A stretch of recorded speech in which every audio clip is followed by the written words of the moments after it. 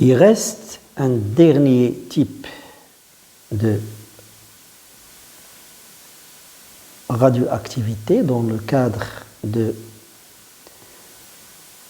l'émission naturelle, c'est le rayonnement gamma. Bon, gamma, lorsque vous avez affaire à un noyau fixe dans un état excité, donc il a plus d'énergie, donc il va émettre un rayonnement gamma en passant à un état plus stable, donc minimum possible d'énergie. Donc c'est le cas par exemple du radium 226-88, donc il émet un rayonnement alpha pour donner naissance à un noyau fixe qui est le radon 222, et ce radon-là se trouve dans un état excité. Donc il est par exemple dans ce niveau-là, il va émettre un rayonnement gamma pour être dans un état de désexcitation. Donc c'est comme si vous avez ici Rn étoile, ici Rn.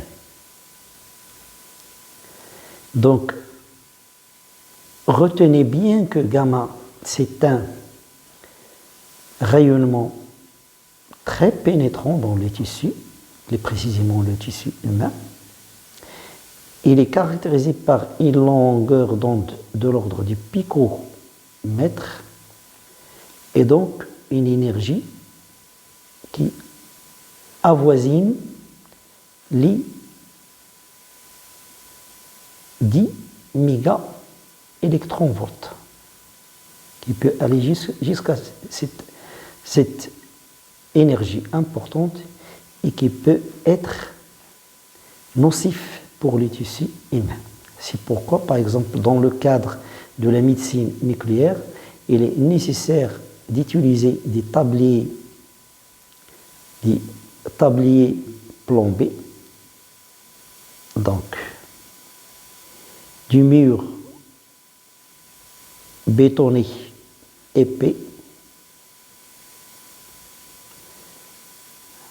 des seringues aussi, c'est pour minimiser l'effet négatif de ce rayonnement pénétrant gamma. Bon, une autre chose à signaler, c'est que ce radon, il est émis par la Terre. Et une quantité importante dans l'air peut causer des cancers de poumons. Donc il est conseillé par l'Agence internationale de protection radioactive ou l'instance internationale de protection radioactive, il conseille que l'activité de ce radon ne dépasse pas les 400 becquerels par mètre cube. Voilà.